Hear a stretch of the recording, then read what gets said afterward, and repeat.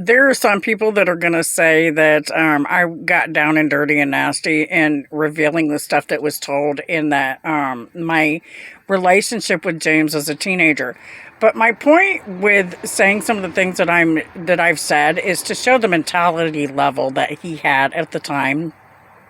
So don't get it twisted when I sit here and talk about things that some people may feel is inappropriate.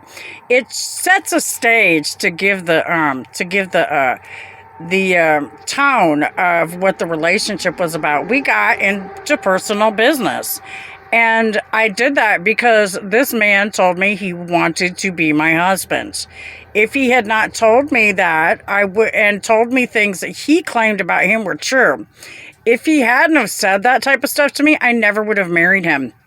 I find it very below the belt that this man turned around and lied about his age after he had my child, not just my child, my children, put into the middle of his little marital temper tantrum when all he had to do was just come to me and sit down and talk to me. That's all he had to do.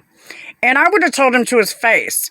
If it wouldn't have been for that, I wouldn't have blabbed everything all over the place. But, he doesn't stop to think, and neither does Project Lialot. Neither one of them has stopped to think that they are embarrassing me every day by keeping my kid from me wrongfully and having their part in it. These guys claim to have so much influence and to have so much Democratic and Republican pull, but they don't have enough pull to set some stuff straight. Called the truth. That's a shame, and it really is it's showing of a need for change. It really is. When we've got people who are teaching people as professors at colleges, and people that are sitting here claiming to be so righteous and justice, and to be such trailblazers where exposing corruption are concerned, but they're up here covering up their own mess while they're exposing other people. That's the exact definition of a hypocrite. And to me, James, my lord, my goodness, you call yourself a journalist, dude? Really?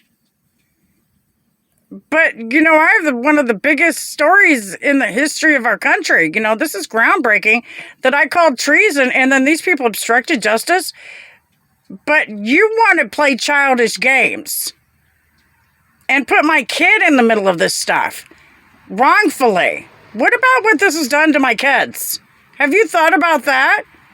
Every day they're embarrassed knowing that they have to deal with this system, and you did what you did to their mother. It's not just about Mr. Carpenter or Mr. Lee. This is about you too.